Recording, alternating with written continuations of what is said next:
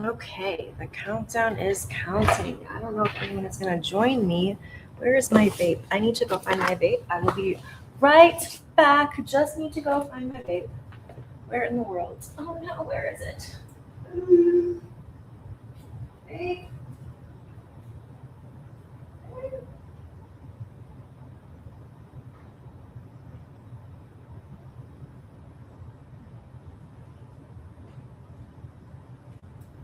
Dang it. How in the world did I lose my vape? Hello, I am going to read all of the most ridiculous op-eds have been coming out because obviously we have a lot of progressive races, anti-corporation candidates who aren't taking corporate money are in Michigan, in Florida, Arizona, Wisconsin, and especially I think after what we saw in New York, what we've seen really everywhere, the establishment is scared. So the establishment has been putting out tons of op-eds to convince you that this is the worst ever. And I want to just have some fun for a little bit and read them. So sharing screen, window, whoop. Okay. We will start with my local paper, the Chicago Tribune editorial. This just came out when? This came out July 5th. Let's see, do I like this setup? I don't really know how to change it.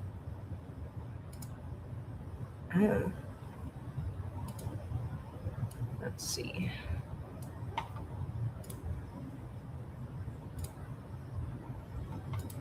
I don't really know. Okay, whatever.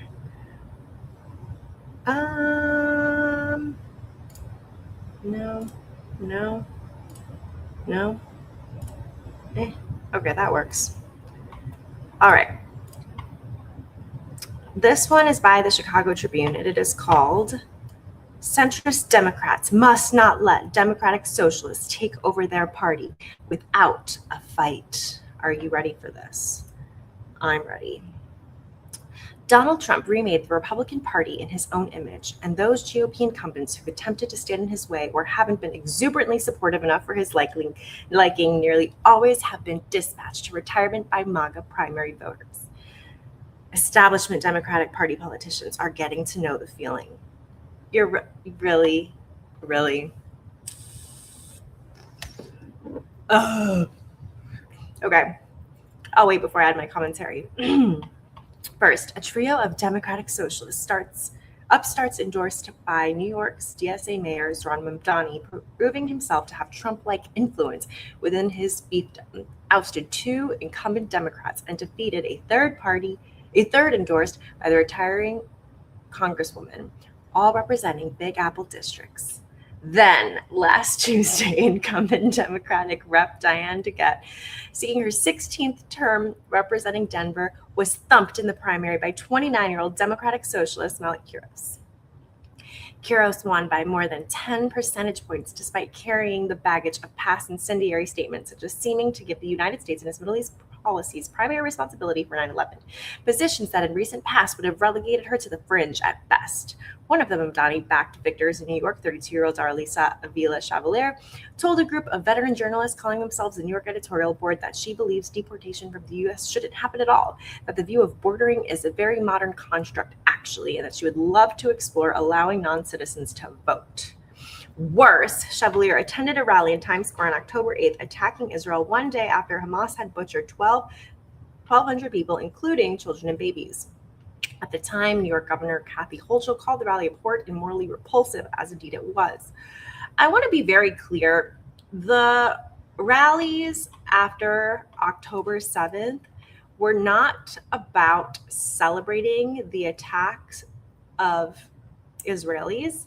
They were about making sure that Palestinians would not be genocided in response, because this has been a long time genocide and a long time apartheid.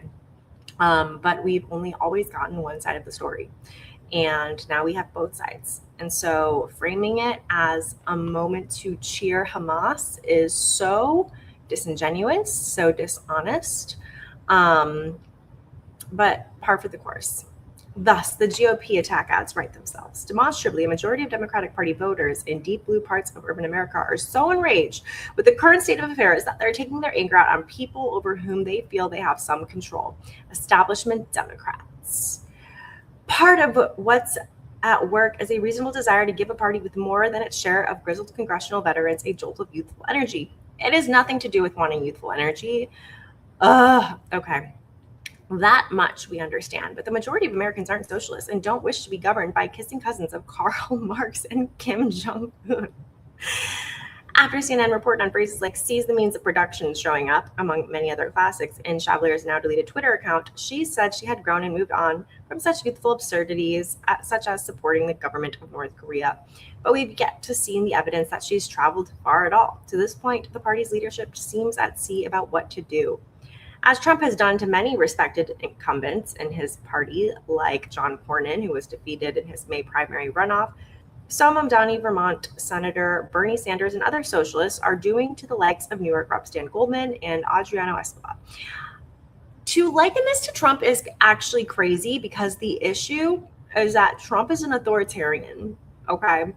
The issue is that the Democratic establishment is not fighting authoritarianism at all. Literally at all.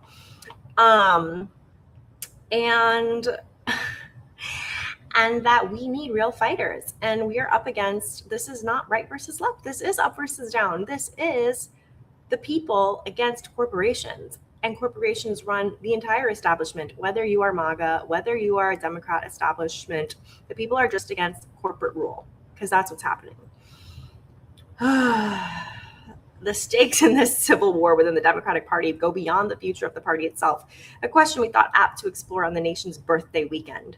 As the country's two major political parties move further towards their ideological extremes, Americans in the political middle find themselves homeless. Does anyone feel politically homeless? Genuinely curious. Folks on the center-right have been grappling with this phenomenon for a decade, giving rise to so-called never-Trumpers. Now the center-left looks bound to join them in a political no man's land. Or does it? So far, the Democratic Socialists of America's success has been confined in large part to deep blue city districts. Meanwhile, in suburban areas and in statewide contests, establishment Democrats generally are winning against progressive challengers. Chicago saw its own version of this dynamic in March in the hotly contested, crowded race to succeed Jan Schakowsky in the 9th Congressional District. The bomb-throwing influencer?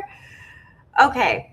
The fact that they're bringing this up pisses me off, because do you know how much money was spent against Kat Abigazala? You know, and I'm not making any claims about Daniel Biss or his specific campaign, but there were a lot of outside parties meddling with Daniel Biss.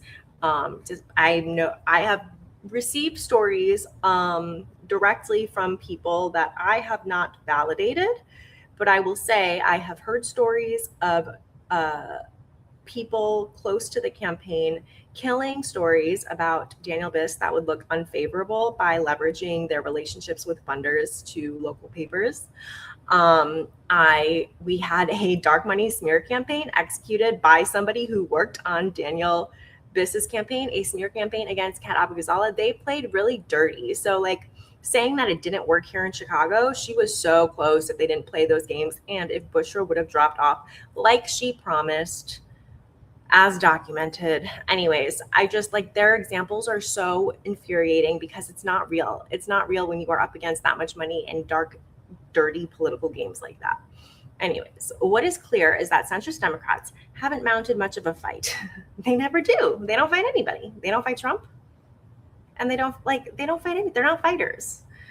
The DSA candidates and those in their ideological camp have an identity and an energy none can mistake. They stand for Medicare for all, taxing the rich, yanking all military aid to Israel, abolishing immigration and customs enforcement, and rebranding capitalism as a dirty word. Oh my God.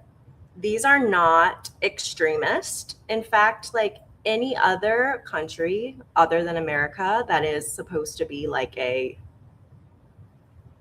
developed nation, which I hate that word too, because we are the ones who undeveloped other countries to become developed. They all do these things. It is extreme to not do these things. It is extreme to have the amount of money that we have and to still allow people to starve, to go hungry, to not have healthcare. People we are the only developed country to not have healthcare for everybody. How do we not tax the rich? It's insane. Insane. And yes, abolish ICE. We invented ICE in 2001. Get rid of it. The problem for Democrats is that while those are winning positions in blue cities, they won't play in many battleground states, let alone places like Iowa and Ohio, where Democrats will need to compete if they ever want to hold the White House again following the reapportionment in the next decade. The electability argument is also stupid because populist policy appeals to both sides, which is why Republicans fight it so hard and Democrats join them, because they need the party split in two, because they need the struggle so that we stay not even in the middle, we're further right, but they can't let us actually progress. And that's why it's progressive, and they're actually up against progressives. This is not even socialism. It's not socialism. Democratic socialism is not socialism. Sanders, who has been nothing if not consistent over his decade of public service, said on X that he believes the recent DSA victory suggests the country is on the brink of a political revolution we have been fighting for. Good luck with that message in flyover country when the revolutionaries don't enjoy the advantage of light turnout primaries. What would happen if we didn't have all of this propaganda, though? While unhappiness with Trump's second term may well yield short-term gains, such as recapturing for now the House of Representatives, the leftward lurch will make it far harder to defeat Trumpism in the intermediate long term. Another thing I want to say that I was told was that a lot of the people in the fundraising world in Chicago were saying if Kat Abigail wins, we will never be able to fundraise in the North Shore again. This all comes down to money. This comes down to how they can get money in politics. And when money is in politics, then those people can influence politicians. They can influence policy. They can influence all of it. And so they're coming out with all of these op-eds because they do not want to lose corporate influence. Anyways, fuck this one. All right, which one are we going to do next? Let's see. I have... Beep. Oh my God. Okay. I have another one. Let's see it. Adding, share screen, window. This one is called Jesus Would Not Have Endorsed the Democratic Socialists of America. Idaho statesman. See, so the previous one I just read was the Chicago Tribune, and they literally said that democratic socialism is not something that is going to bring out voters in places like Idaho. If that were the case, why is Idaho so scared of that being a possibility that they are putting out pieces like this? You're showing me that it is possible, and that's why you are working so hard to squash it. Okay, this one came out today. Jesus would have not endorsed the Democratic Socialists of America. Ooh, that's so, oh my God, okay. In the same year that Americans are celebrating the Declaration of Independence, blah, blah, blah. At my institution and in churches around the country, Christians are revisiting an old question: was Jesus the first socialist? The idea is appealing to many of my students and fellow followers of Jesus. I don't even think I can read this. I'm gonna be triggered. I grew up very Christian. Okay. I'm just gonna read it. Economic studies of government laws and policies always seek to distinguish between the seen and the unseen. Economists ask both the question of what the immediate effects of government policy will be, but also ask what the likely unintended consequences are of the same. What is seen in Jesus' teaching is to call to radical generosity. What is unseen by many readers of this teaching is that the call was always directed at the individual's heart, not to the Roman authority or the tax collector. Socialism is defined by concentration of power to forcibly achieve a redistribution of wealth. Is that how it's defined? Socialist policies are not voluntary, but rather coercive. No, it's coercive to extract people's fucking labor while they live in poverty and people are making billions of dollars. That is coercive. Are you fucking joking me? Oh my God. Resulting from a monopoly of power the government holds over the use of force. No, no. Jesus replied, who appointed him a judge or arbiter, and instead cautioned against envy. Furthermore, Jesus' parables repeatedly uphold the principles of a free society, such as honoring contracts and the right to one's profit from their labor or their private property. Okay, but the thing is, people aren't actually profiting off of their labor because their labor is being exploited by billionaires and by corporations. And then they're paid minimum wage. That's not profiting off of their labor. Okay, I can't read this one. It's pissing me off too much. Okay, let's see. Is there another one that's interesting? Oh,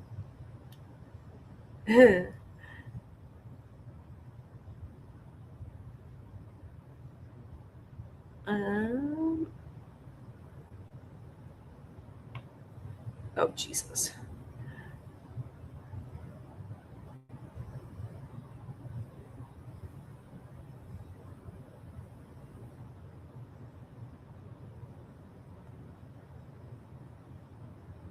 Tampa Democratic Socialists help erase $2 million in medical debt for Hillsborough residents. That's really nice. See, I don't see the problem with that.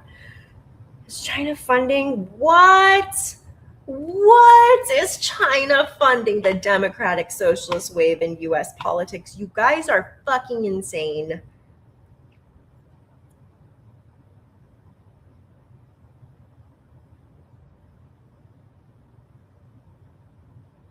The DSA recruiting video claims. That's true. The DSA's recruiting video claims the Constitution was written to protect rich slaveholders. It literally was written for that, and that's why we have to amend it to make it apply equally to everybody who is here in this country.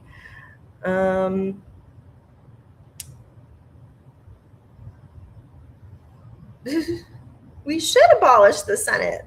Honestly, the Senate is there to like take back. Okay, I'm gonna pull up this one. Okay, I don't think let me turn this on so you can hear it. 1 second. Share screen. Window, also share audio. Okay.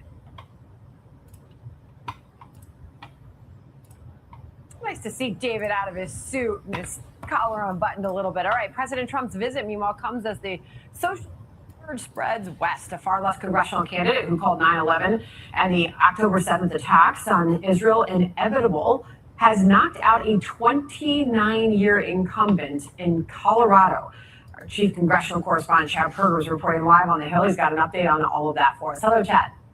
Sandra, good afternoon. Diana DeGette has served in Congress since 1997, but 29-year-old Milat Kiros beat DeGette in the Colorado primary last night. It's the latest swing to the left by the Democratic Party. We will not wait! We will not wait to abolish ICE and pass Medicare for all! We will not wait to put an end to the politics of the past, to get big money out of our politics, and to reject corporate tax. And no, we will not wait to end the genocide in Palestine. Snaps. Democratic Socialists have racked up wins. They knocked off 2 incumbent Democrats in the New York primary last week. The left has a vision for the country which diverges from what mainstream Democrats have pushed for years.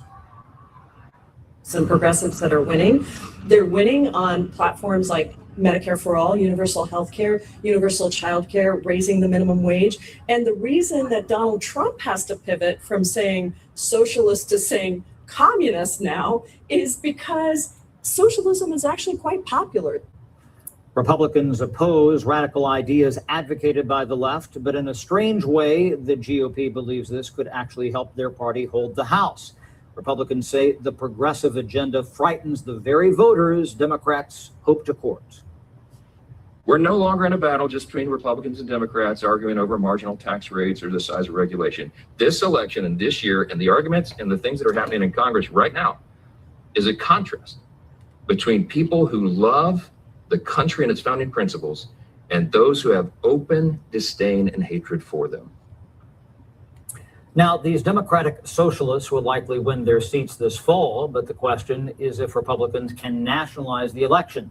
That could make it hard for Democrats to win in swing districts. Sandra? Chad Pergram live on the Hill there for us. Chad, thank you. John?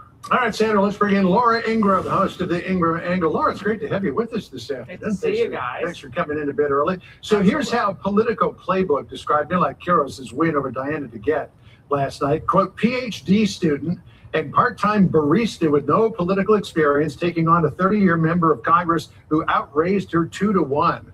This socialist red tide was described by many Democrat analysts and specialists, who I think were more hopeful than anything. It was described as a New York-only phenomenon. Clearly, it is not that.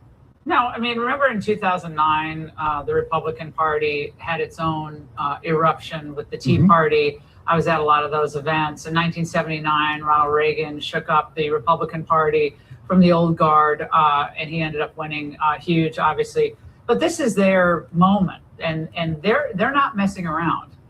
They want the party to change dramatically from the old Clinton, even Obama era of, appearing at least on the surface to be more reasonable, not using terms like socialism or things like abolishing ICE. The old Democrats would never say that. They would say either we need a strong border or we got to reform ICE. But they've had enough of that. And they're going for political blood here. And I wouldn't just look to what's happening in Colorado, but you have an upstart running for governor in Wisconsin, Francesca Hong, who I believe also has a decent chance with zero real political experience or real world experience.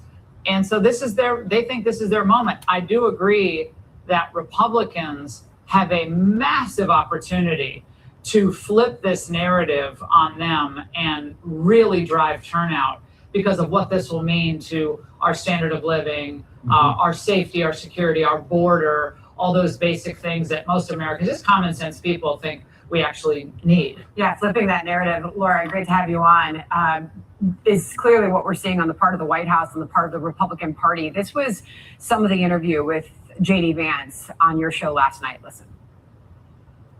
It is communism, Laura. This is not raising taxes a little bit, however much we might disagree with that. This is abolishing the police. This is let criminals run amok in your cities. This is flood your country with low-wage third world immigrants. And importantly, it's confiscating wealth, not because we want to make anybody's life better, but purely out of resentment. Will Republicans get through to voters with that kind of messaging, Laura? Oh, I think so. I mean, look, you had Chris Murphy the other day, a senator from my home state of Connecticut, say, well, I might not agree with everything essentially, but they're bringing a lot of energy to the party, and capitalism really hasn't worked in many ways for many people. I say to my old Connecticut Yankees, Colt Manufacturing, Pratt Whitney Aircraft, Electric Boat, Sikorsky, Otis Elevator, all the great manufacturing history of Connecticut. Now all the hedge funders and all the private equity guys who commute in from New York and live in Greenwich, are they ready to have their wealth confiscated and the end of capitalism? How is that going to work out for Connecticut? So I think in the end, a lot of Democrats, they think, oh, this is great energy. But in the end, people vote with their feet. They're going to leave a lot of these jurisdictions. And this will be a short-lived phenomenon that I think could actually propel the Republicans to victories they might otherwise have really had to fight for. Yeah, capitalism hasn't worked for some people, but socialism hasn't worked for anyone. Hey, so again, this was seen as a New York-only phenomenon, but take a look at this. The number of far-left candidates who have won primary elections this year, I mean, that's enough to fill up a wall. That is a full 28-member MLB team roster. And what's interesting is that, back in the 1960s, there was a socialist surge, but no overtly socialist candidates ever were elected to Congress. This time around, things are far different because these people really want to shape the Democratic agenda. Yeah, and I think the difference between like the 70s where you had a lot of these anti-American movements. I don't know where to begin. I got distracted with texting. But this whole thing is the radical platform to abolish the U.S. Senate. The U.S. Senate doesn't do anything that is helpful for democracy. You have your House of Representatives, which there are districts. It's heavily gerrymandered in many locations, but people vote for a different amount of representatives depending on the state, depending on all of these things. But no matter what, there are 2 senators, and then the Senate can like pretty much undermine anything that comes from the populist. So yeah, like what is the function of the Senate other than to undermine the populist, to undermine the House of Representatives? Just saying, that's not a crazy platform. Okay, going back, seeing what else people have to say about socialists today. This is the Nixon Southern strategy we are going through. Yes, literally, yes. For those who are not aware, Southern strategy was what happened after George Wallace. George Wallace famously opposed Brown versus the Board of Education having to desegregate schools. So he chained himself to the University of Alabama, I want to say, and he did not want to let Black people in. He was the governor of Alabama. He then ran for president on a very populist platform, and people were surprised how well he did. He was a Democrat because the parties just were not the same as what they are now. So he was a Democrat. He ran third party. Kevin Phillips was a strategist at the time. This was in the 70s, and he saw how well populist messaging did because it appealed to Northerners who felt left behind, working class Northerners, and then it appealed to the South, people who opposed civil rights. And so Nixon created a new strategy, which he deployed or Kevin Phillips created a new strategy called the Southern strategy, where they focused on states' rights, dog whistles, essentially, being left behind by the Washington elite. And are you going to let the elites in Washington dictate what happens in your schools? Just like it really focused on populist language that appealed to the North and South. And that is how Nixon won. And that is what shifted the Republican Party to what it is today in order to come up with policies and like manipulate people into wanting policies that would help to maintain segregation or maintain white supremacy within our legislation. So that is Southern strategy. What's happening now is a shift similarly where we are again, like, people want populist policies. They are tired of corporations running everything. They're tired of people with money being able to come in and influence our politics. So that is why populist policies work. And that's that. Yeah, we had our first Black president and the Dixie GOP lost their goddamn mind. Absolutely. Donald Trump was a response to the United States having a Black president. It is like you said, the Southern strategy. It's the same like flip to maintain white supremacy. The system keeps adapting to protect itself, to protect capital, to protect white supremacy, to protect the elites. Okay, let's see. What else do we have here? God.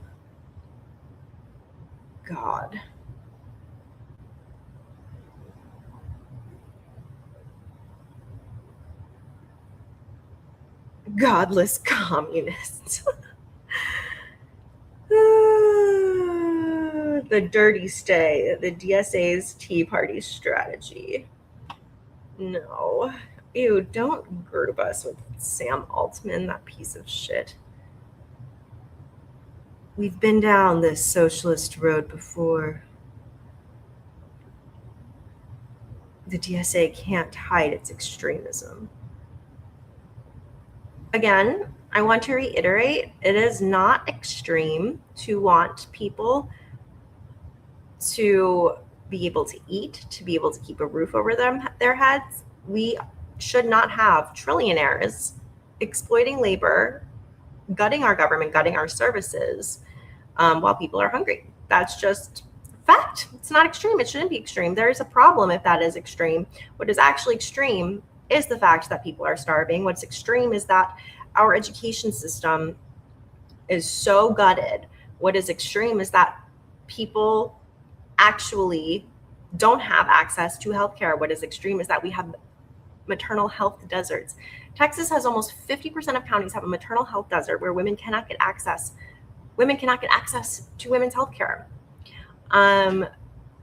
Black women are 3 times more likely to die with childbirth or pregnancy. That is extreme. When we are the richest country, that should not be the reality. It is extreme that it is. We need to stop letting them say that those who want everyone to be taken care of are the extreme ones. Okay, what else we got going on here? Democratic Socialists of America want to tear down the whole country. Democrats must reject extremism on the left as firm as the right. Yeah, they're just losing their goddamn minds.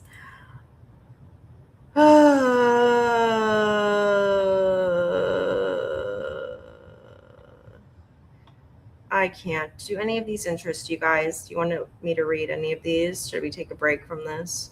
Where are we at? Socialists set sights on Taylor Swift. Oh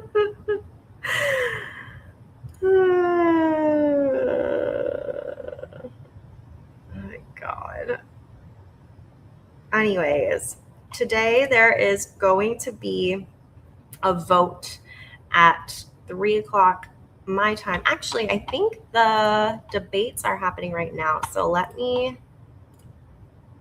see if I can pull them up. Maybe we can do a little live watch for a minute. Let me make sure. I don't know when my cleaning lady is coming. I'm gonna have to go when she does. YouTube, maybe we can watch the live debates about stopping aid to Israel.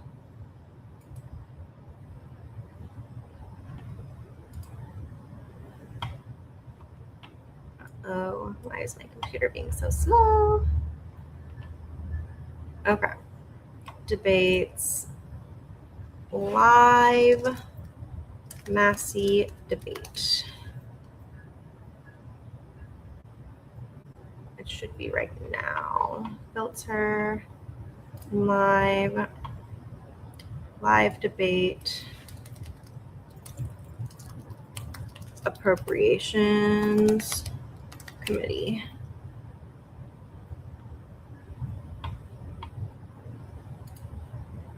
Live. Okay.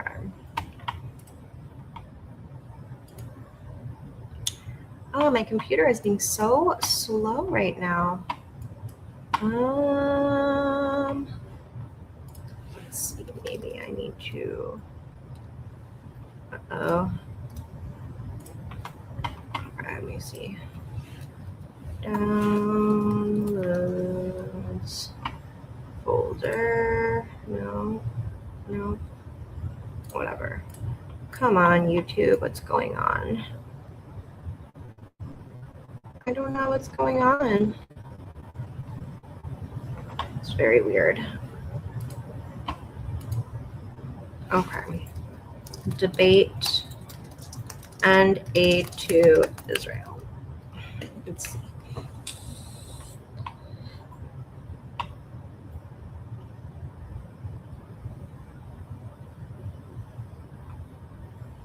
When is the debate?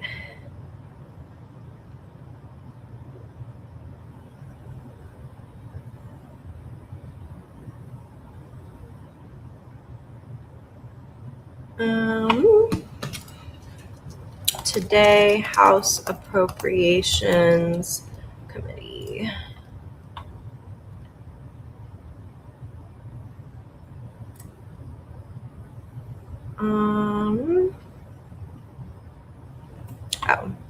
Okay, so he introduced the amendment just now. Let me. Madam Chair, my amendment. Okay, Share screen, window, turn on audio, share. Uh-oh. Okay. Simple. It strikes $3.3 billion of foreign aid to the country of Israel from the State Department funding bill. You know, we've got $39.4 trillion of debt.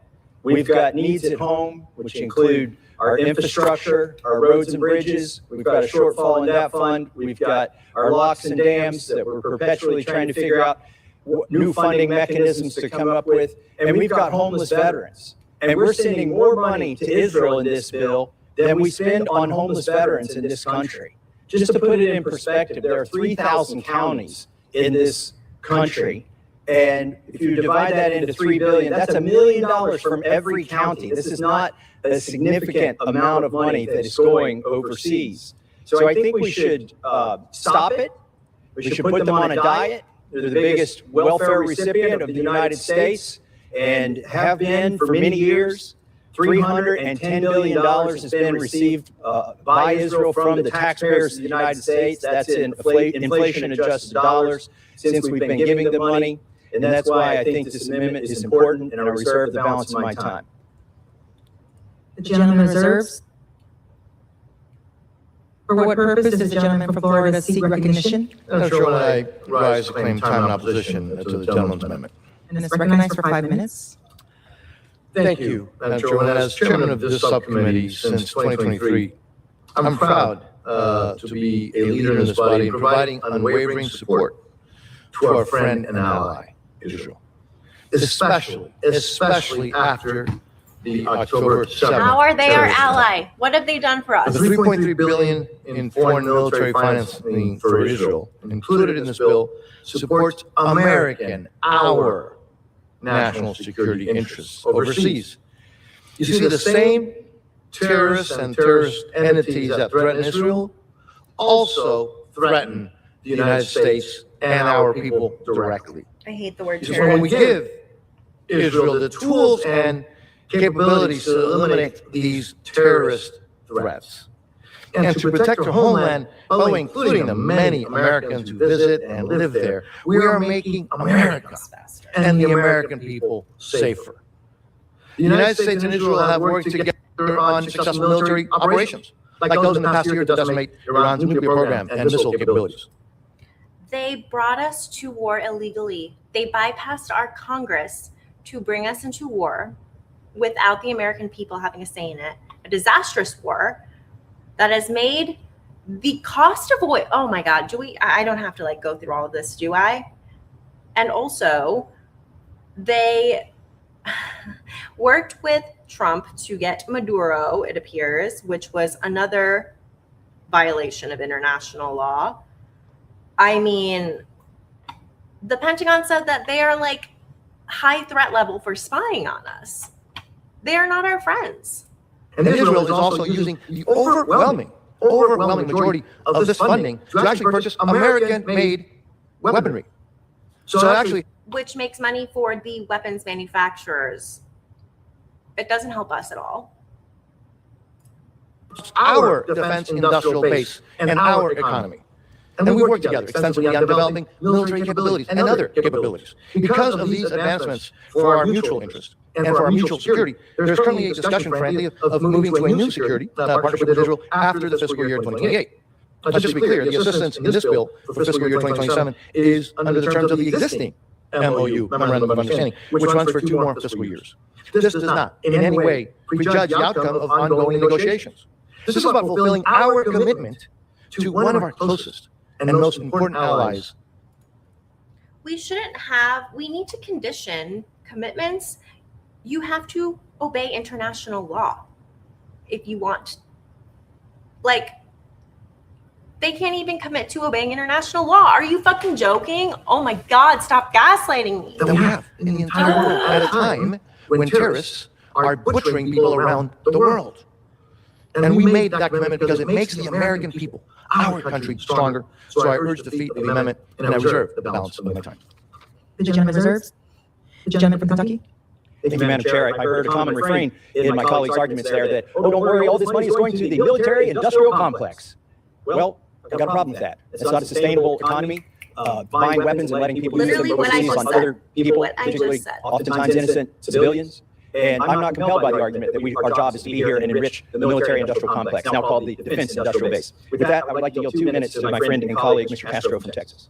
The gentleman is recognized. Madam Speaker, Israel does not need, and quite honestly, does not deserve more American money for weapons. Prime Minister Netanyahu has taken Israel down an ugly path.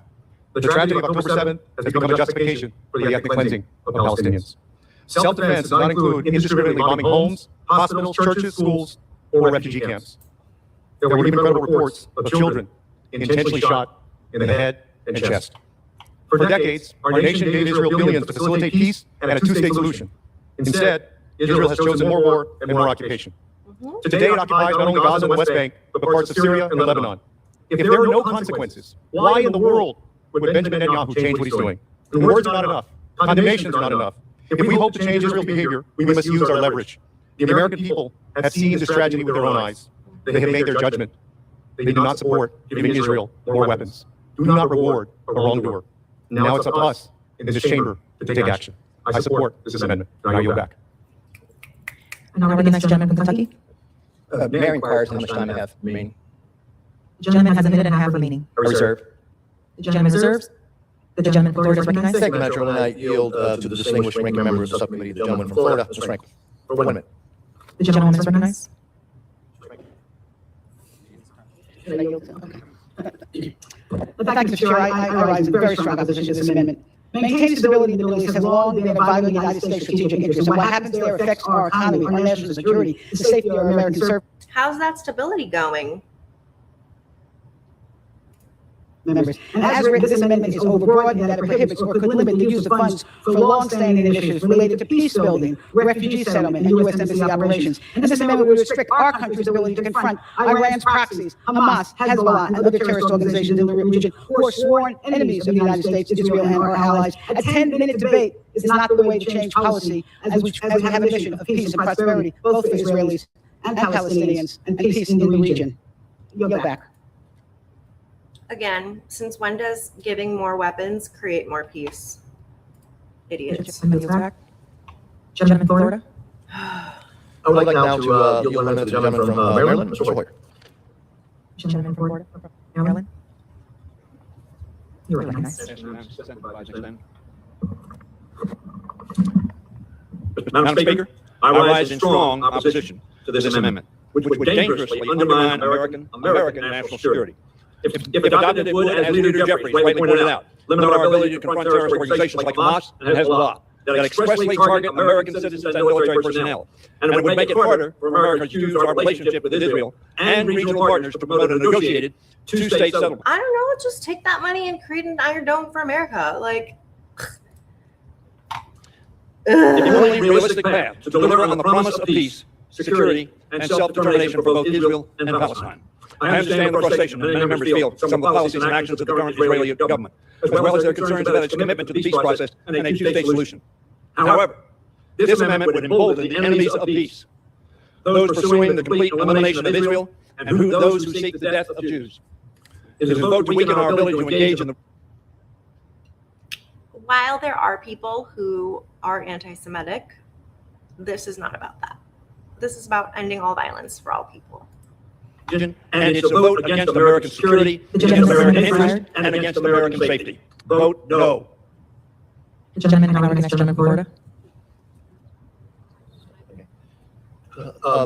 Let me just very briefly conclude. As I said before, this bill, I've said it many times, if you're an ally and a friend of the United States, this bill supports you, and if you're an adversary, you're not going to like this bill. We have no stronger ally than the state of Israel. This is our commitment. They detained a sitting member of Congress. They detained U.S. veterans who were on the Global Samud flotilla to Gaza to bring humanitarian aid. They have beaten and SA'd American veterans. They have killed American Palestinian children. They have detained unlawfully American Palestinian children. There is currently an American Palestinian woman who's detained. There are multiple people who are detained. They are not our fucking allies. Are you fucking joking me? This is insanity. Under the MOU, which is why I respectfully but very strongly oppose this amendment. And with that, I would yield back. The gentleman yields. Gentleman from Kentucky. And with that, I would like to close by saying that Israel has the strongest economy in the Middle East. Their debt per GDP is in much better shape than ours. They don't need our money. In fact, they've claimed recently they want to get off of the welfare. But I'm concerned that the other funding mechanisms they're talking about are commingling our technology and supply chains will have even less transparency than what's going on here today. So I'm opposed to that as well. I'm opposed to all foreign aid. I didn't pick on Israel here. I offered an amendment to defund Egypt and also to defund the aid to Jordan, which we'll talk about in a little bit. But I am particularly concerned this year about the foreign aid to Israel. There have been 70,000 casualties in Gaza, and I don't think we should be part of that. American taxpayers should not be conscripted into funding the military adventures of Israel. And I urge adoption of my amendment. With that, I yield back. Okay, so the vote is going to be at All right, joining me on the news is Congressman Ro Khanna, who represents California's 17th. The vote for this is going to be at 4 p.m. Eastern time. So we'll see. There are rumors that 150 Democrats are set to vote yes. I have heard that it is probably not going to pass. I don't expect it to pass. I think it would be an amazing miracle if it did. But this is kind of a once in a lifetime vote where we are just stripping $3.3 billion of aid. This doesn't happen. This has been part of the MOU since Obama, his parting gift as he was exiting office. Okay, well, I have to scoot and skedaddle. It was great to see you all. Thanks for coming in. Thanks for talking. Steve should be back next week.